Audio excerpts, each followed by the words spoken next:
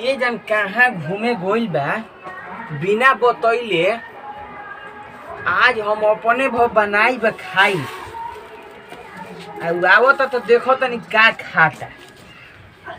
हाँ 2 मुट्ठी में तो खा लेम हम, 1 मुट्ठी सुबह में 1 मुट्ठी शाम के।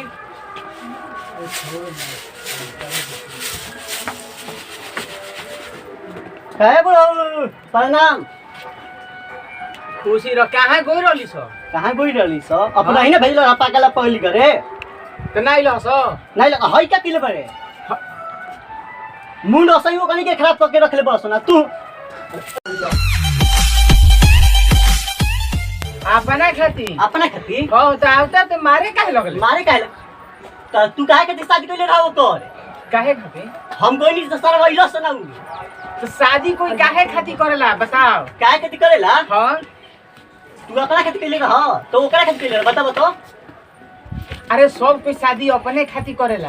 हमार 2-4 दिन गइला का हो गेल हई सब असही रहेला हई का चल हिया रही तो हटावो तनी हिया चार फटक तरह देखो सब का बरबी का चला ओहु में एकदम फूहा रे का हो गरे हैं तो कोई हां बोलो तू का कहत रह? तो हम तोर बाप नु हई हेतरा मारत हवे। तू हमर बाप हबो तो काहे के मौसी ले शादी करत? तारा लाज शर्म बाप पे बनल चलल बड़ो तो का करी? तू मौसी ले शादी करबे? कोरा बे कहता अभी तारा जुआत दबो ता ढेर हमरा के परेशान कइलो आइल बड़े ओने से तू नासा में आई बे नासा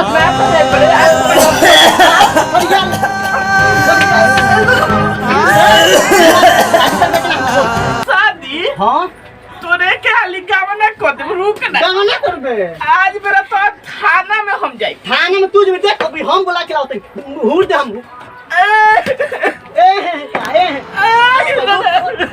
पहले साफ कर सब हाथ ना काटे फैले नहीं बड़े साला करूना सही ना फैलत रे ई घरवा हमरे नाम है। हमरे का फैलाई ई तोरा के तो हम जल्दी साफ कर अभी पंचायत वोट रही साफ कर पहले बुढ़िया के अपने तो शादी करके दूध को जन्म दिलो हमनी के बुझात नहीं की करे के एगो पागल जन्म दिलो जल्दी साफ कर रोबे रे जल्दी और जल्दी चल 4 फटाफट अपन खाली खाना बनीबे फैसला कर अपने खाली खाना बनीबे। हां हमरा शादी केना करबे? अब कोई के खाना ना बनी। अब कोई के मत बना हम बैठ बोल हमार शादी करबे के ना करबे? काहे ना करबे बोल? असही खाली मौसी ले तू करबे? हां तू करबे मौसी ले? आज केस होई केस पुदीना लेला पुदीना आराम कर करबे नु देख के बोला की देख ले बनी देखा तनी फोटो आज जो ओकरे घरे देख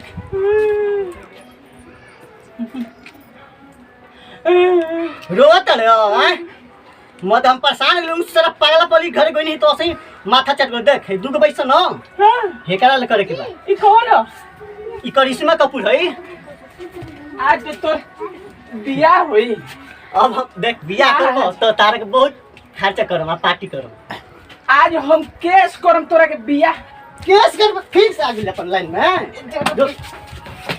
हां तू करबे देख प्यार से कहत नहीं कर दे चुपचाप बाबू हवो देख प्यार से बोलो तनी बाबू हवो बाबू नियर रहो।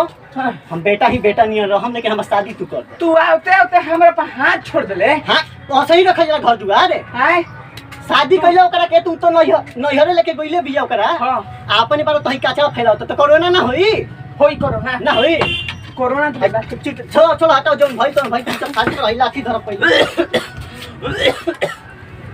बोलो का करब ओकर लड़की घर कहाँ बा? लड़के के घर कहाँ बा? हां बिंदेखल पुरोरी में ना कानी इब्राहिमपुर भी बिंदेखल पुर नहीं के। हां हां उहे के हियो ठीक बा जाई जइबे। हां कब जइबो? हमर मन हां आज जाए के बाद तब आज नहीं जाके हमारा टाइम आ ना उ सब ना आज जाए के बता मुन फिर से मन खराब करे लगलो। अभी हम जाए थाना में पहले। थाना में? हाँ। देख अभी हम चली थाना में नू जो तो हमरा के घर में रहे नहीं खसन देबो। जो जाई। हाँ जो ठीक बजाते भाई जो बुढ़िया छोड़ के चल गई। कोई बेटा जमल बरस आया तना मार मरला सा। अब क्या करिए नाना। पवन भैया के वो गाना आइल बा उधर कहतन वीडियो बनाइल बा। बंगाली भैया प्रणाम। प्रणाम काल बाबू। ठीक है बापा ने बताई। रुक जा थोड़ा पवन सिंह से बात कर ले दो। कर ली। हेलो हाँ खुश रहो। अच्छा ठीक है 2 लाख रुपया लगेगा। हाँ तो ठीक है आज ही। अच्छा ठीक बा। हाँ ठीक बा विदा करते नहीं व्हाट्सएप पर। ठीक बा खुश रहो बाबू। क्या भाई जान तनी क्या भाई हम फेरा में फंस गई। कौन फेरा में हो? जान तनी जोन कहत रही ना एक बेरिया हमारे पापा जी जोन बार है कि कहते मौसी ले शादी कर ली। हाँ तू आज खीस बल गिरे गई रही भैया के ससुरारी। हाँ वहाँ बोल दे रही सन। हाँ पागला पगली। हाँ तो इन्हीं घरे खीस बड़ रहे। हाँ। बारह न बाबूजी हाँ। पूरा बाहर लगा दिले रहे। उनका के मार देनी है। हाँ तो उहे मतलब देखती सोल्यूशन ओकर निकाली। बारह न ड्रामा में जोन करे बन दे सब बार पुलिस वाला।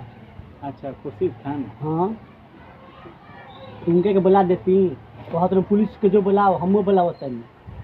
मतलब फोन लगाए के पड़ी हो तो पैसा लगी कितना लगी? देखो वीडियो का शूटिंग ना हो तारा असली मैटर बा तो कम से कम 3000 रुपया दे दियो। एक आदमी के 3000 रुपया लगी चाहे तो वर्दी के भी जानते बाबा। ठीक बात 3000 में लगी। हाँ ले ली एडवांस ले हम। पैसा उसा दे देती जाए तो जल्दी क्या मिलेगा। जो कुर्सी दे के ना विदा करी। अभी 1500 दे देता नी। कुर्सी के चिन्ह निको ना जौन पवन सिंह में गाना में काम किलवान ना ध्यान नहीं किया भरी एडवांस आज बेटा बुला लेते बस। आज बेरा उसको फोन कर लेता मतलब फिल्म के शूटिंग पे गइल बात समझल ल।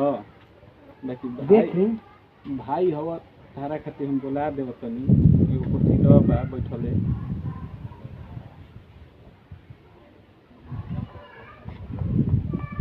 हाँ हेलो हाँ तो ठीक बा सुनो ना कहनी तू ड्रेस पहन के आ जल्दी आव। हाँ बानी हाँ दुवरिया देने बानी। ठीक बा आओ जल्दी आओ ना तो दानिश के चिन्ह तो ना डिकेरा जाके। हाँ तो उनकरे भी चल जा उतारा के लिया दी एक जगह बता दी मैटर कैसे क्या करे के बा। ठीक बा धरो। हाँ जैसे तारा भी आधा घंटा में आ जी हम। आधा घंटा में जी। हाँ चलो ठीक है चलो तनी खुश रहो।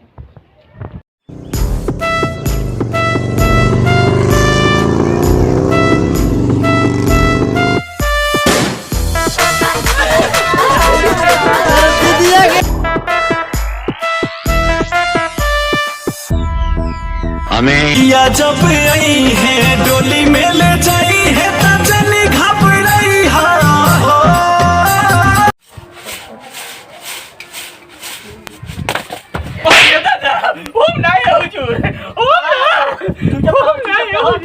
कहता बोला रखे ना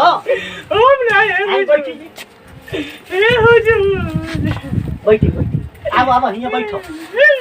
अब यहाँ पे बैठो तनिको तार दिमाग में गोले लागी।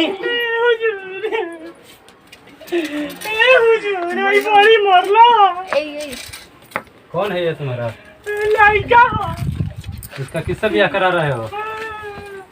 अरे ये बिया कोई तो कोई से करी तो किससे करा रहे हो? हमार गर्दनिया फंस गई ले हुजूर। किससे ब्याह करा रहे हो? हुजूर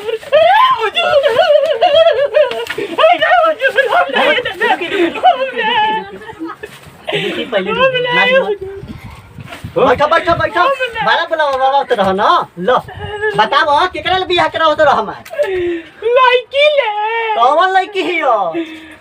मौसी आए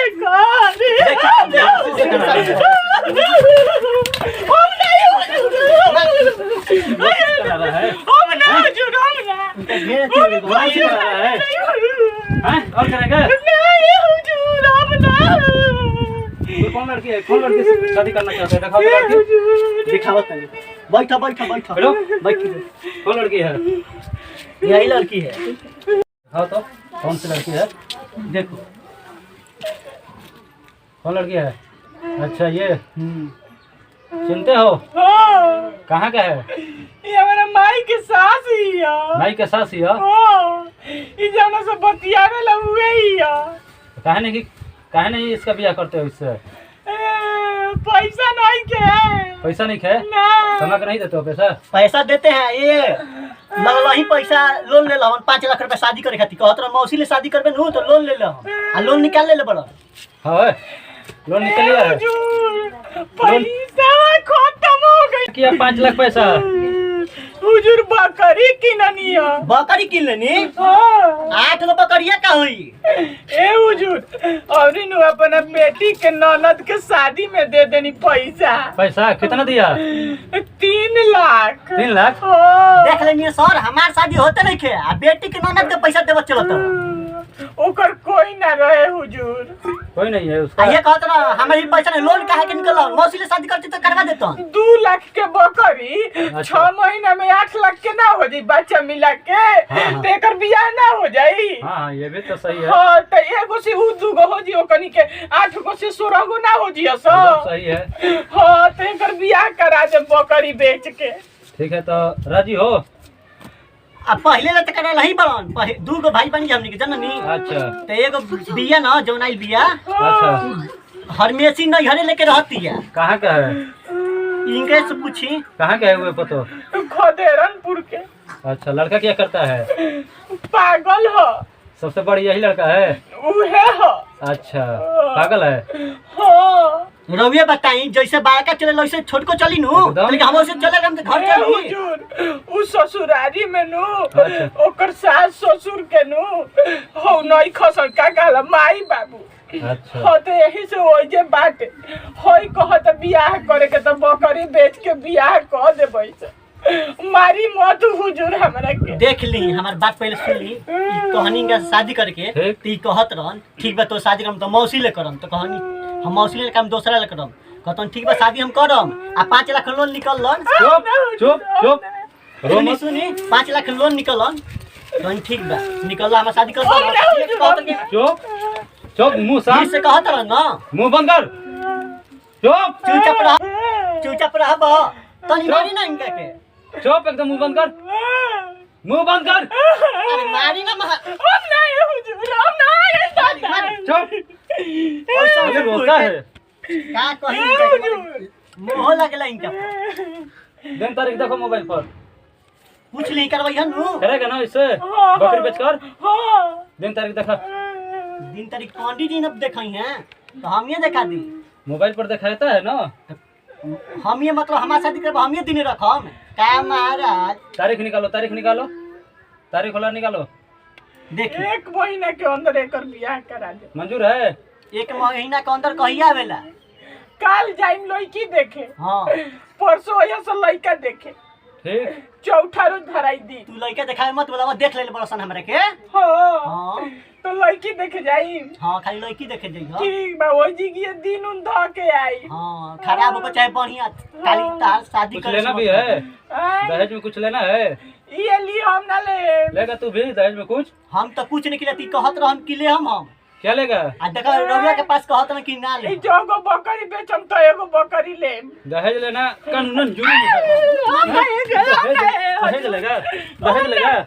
हम तो हेज थोड़े मगनी बकरी मंग। बकरी मांगेगा तो दहेज लेगा तू? ना ये हुजूर हैं? ना कानूनन जुर्म है। नहीं ना लेगा 1 भी रुपया? ना ले। तू भी? हम तो बोल ही रहे हैं हम नहीं लेंगे। ए हुजूर वो बकरिया मिल जाई।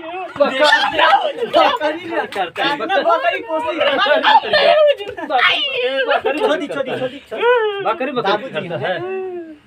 अब ना ले देखी कान धरत नहीं दहेज ना ले। चल ठीक है। चली ठीक बा जौन भइल भइल जाइनु जाई अब भूखे मरनी 10 गो रुपया दी। ए दरोगा जी बोलिए। हम इनकर मौसी से हिंकर मौसी से शादी करम करा दी तो कर लो। कर ली। तो नमस्कार प्रणाम आदाब, हम बंगाल टाइगर अपना टीम के तरफ से नमस्कार प्रणाम करतानी। और आप लोग देखा नहीं जाई वीडियो कैसन बा कैसन ना। अब की बार वीडियो में ऐसे तोपे वाली मेहरारू आई तो आप लोग ऐसे ही प्यार आशीर्वाद दी जा कि हम के कुछ करी जा। आई जौन अगर वीडियो का पहिलका पार्ट बा 31,400 कुछ भाग गइल बा बीभर। तो आशा न पूर्ण विश्वास बा कि इहो हमार वीडियो चमकी और नतिया बाबा कुछ बोली। सबसे पहले हम अपना भोजपुरिया टीम के गोड़ छू के गोड़ लागत नहीं लड़का कहना लगबो और हई तो देखते बड़ा के तरफ मार मोरला अभी तक ले दर्द करता हेने हेने। और रहल बात कि अभी जौन हमारा के जिसे रो देखत नहीं जा हम सदैव ऐसन के रहिला। और शादी बियाह करे के बा शादी बियाह नहीं के करे के ऐसे मुस्मात कार्ड बन गइल बा हमार। तो देखा नहीं जा। और वीडियो में बहुत पैसा लगावत नहीं जा। देखिए 2500 के 150। हाँ ये हरदम ये साहब ये रहियन दरोगा साहब। तो चलिए जा नमस्कार प्रणाम आदाब बोला हो। अब का बोली सबसे पहले अब प्रणाम तो पहले ही कर चुकल बा। जय भोजपुरी जय समाज।